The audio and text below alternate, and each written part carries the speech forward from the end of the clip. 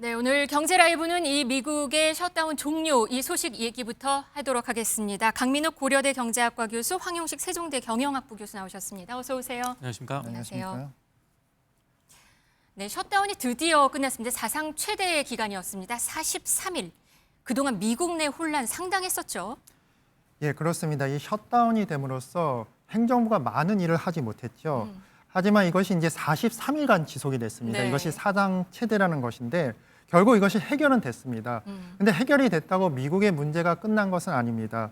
어차피 이것은 해결된 이슈였고 만약에 이렇게 셧다운이 계속 지속될 경우 여야 모두 부담스러운 일로 계속 가기 때문에 네. 결국은 해결을 했는데 제가 보기에는 이것이 일단 이제 트럼프 정부와 민주당의 1차 전투는 끝나고 이제 2차 전투가 돌입한 것 같습니다. 그 2차 전투 같은 경우는 실제적으로 트럼프 정부가 지금 대법원에 그 무역 협정에 대한 무효화 소송이 있죠. 네. 그 대법원에서 실제적으로 민주당을 대신해서 이제 전투를 벌이고 있는데 그리고 또한 여러 가지 민주당의 갈등이 계속 있습니다. 여러 가지 그런 뭐 이민자 문제뿐만 아니라 세금 문제도 갈등이 있는데 실제적으로 이러한 미국의 혼란은 지금 끝난 것이 아니라 계속적으로 지속이 된다고 볼 수 있습니다. 네. 끝난 게 아니다라고 예. 보시는군요.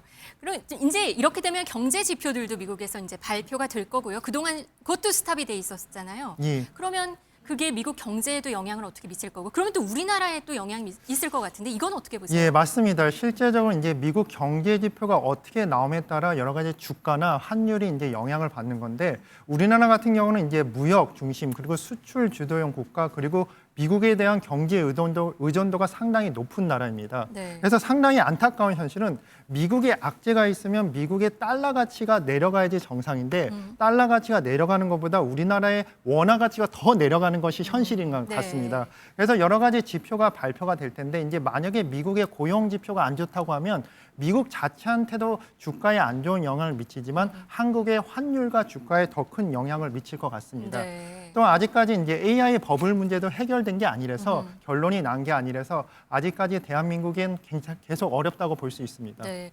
그동안 미국 증시를 보면은 나스닥과 S&P 지수는 또 사상 최고치였는데 다우 지수는 오늘 또 사상 최고치를 기록을 했습니다.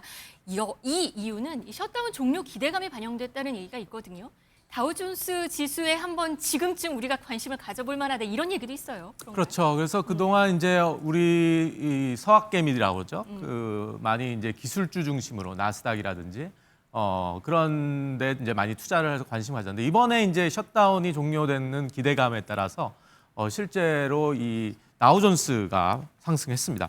다우존스는 뭐 아시다시피 이제 크게 이제 30개 종목 중이 있는데 이제 크게 네. 이 기술 섹터라기보다는 전통적인 이제 미국의 그 코퍼레이트 아메리카.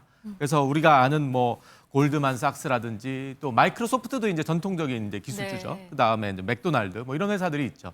근데 이제 이런데 이제 재미있는 점이 하나 뭐냐면은 이게 이제 투자자들께서 관심을 가질 부분입니다. 엔비디아 요즘 많이 얘기하잖아요. 네. 그래서 엔비디아에 대해 투자한다 하는데 실제로 가장 다우지수 중에서 더 많이 오른 종목이 있습니다. 잘 모르실 수도 있겠지만은 중장비 업체인 캐터필라죠.